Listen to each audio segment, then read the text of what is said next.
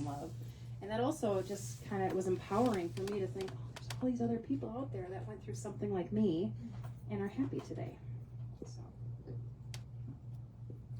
And talk a little bit about how you were able to get published with this one, Yeah. compared to self-publishing. So I did not have a good experience with self-publishing, I will just say. And I'm a marketer by background. I've been a marketer for almost 28 years. So I know what to do, but it was really hard. It was just, trying to manage my business and then market that book on my own was really difficult. And so I decided to go with a hybrid publisher to start. And the reason I did that is because I'm a marketer and I have some background.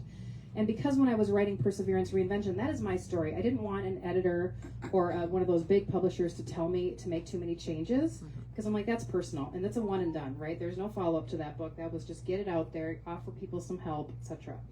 And but I had reached out when I was writing Perseverance Reinvention, and they didn't get back to me in time. And so I just did it, right? And then they followed up with me and said, hey, we actually really like your book. We'd like to publish it. And I was like, I already did it. And they said, well, let's talk about other books. And so she went on the website. She's like, well, you're writing all this stuff about blogging. Why don't we turn that into a book? And so we did. And at the same time that we this came out, I think it was middle of March, right? It was right before the event here in Des Moines. And at the same time, we were revising this. This is the brand new cover, and this is the one through Fox Point. And she said, well, what are we going to do next? She goes, I'd like you to write a fiction and a nonfiction book about step-parenting, because that was my passion at the time. So I was like, well, okay, let's start with the fiction book, which was going to be this, and then it became the romance story. And then we kind of threw the nonfiction part out the window, and she goes, well, let's keep going with this. So, I wish there was a way to submit this book to Hallmark, but they don't take submissions. They have to find it on their own. So if anyone has any backdoor connections, please do that. But I do think it's a Hallmark story in the making. So, yeah. For working with a hybrid publisher, I like the control that you have as an author. I call the shots at the end of the day. Yes, I have a contract, and yes, I have to meet deadlines and do all that, but I get to make the final say on what the book looks like and what the message is. The bad news about that is if I wasn't listening, right, they do know what they're talking about, and they have offered some edits. At first I kind of pushed back, but then I was starting to think about it. I'm like, well, they've done this before, and I think those edits did help the story be better. But again, I do have final say, and as kind of a control type A person, that was really meaningful to me. I will tell you, this is still live? Yeah. I won't tell you. I'll tell you when it's not live.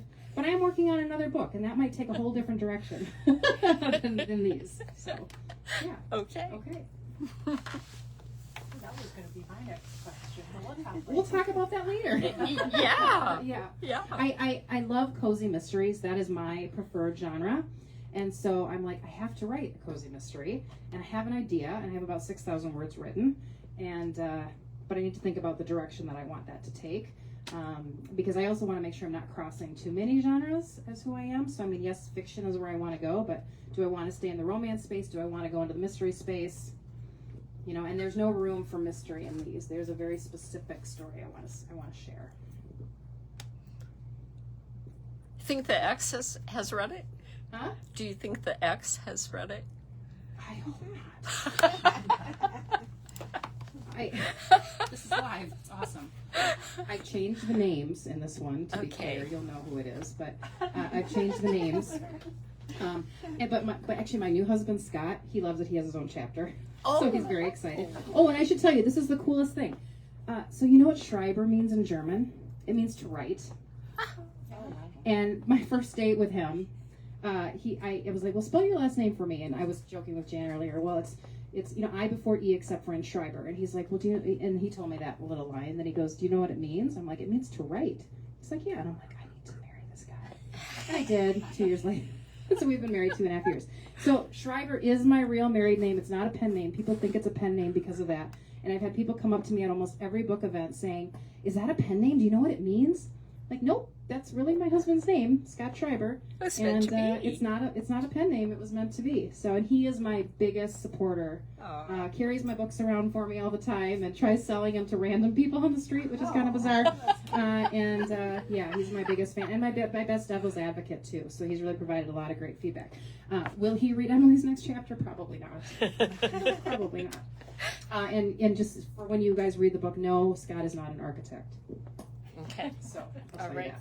I'm always fascinated by the covers.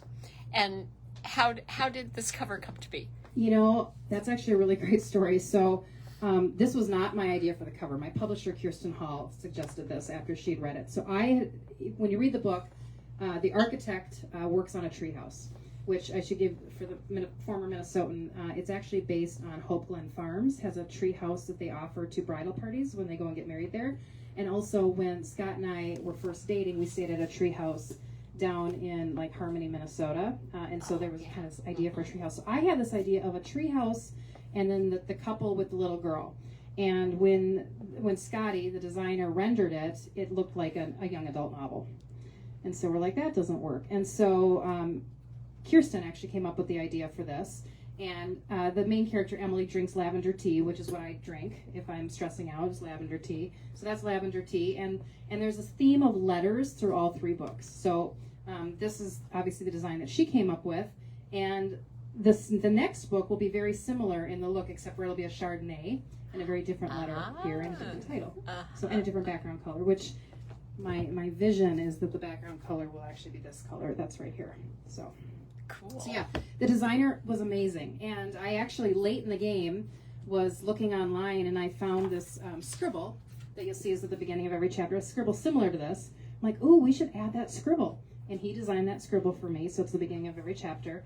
And there's a little heart at the end of the scribble, which is also the same heart at the front of this letter here. So, yeah.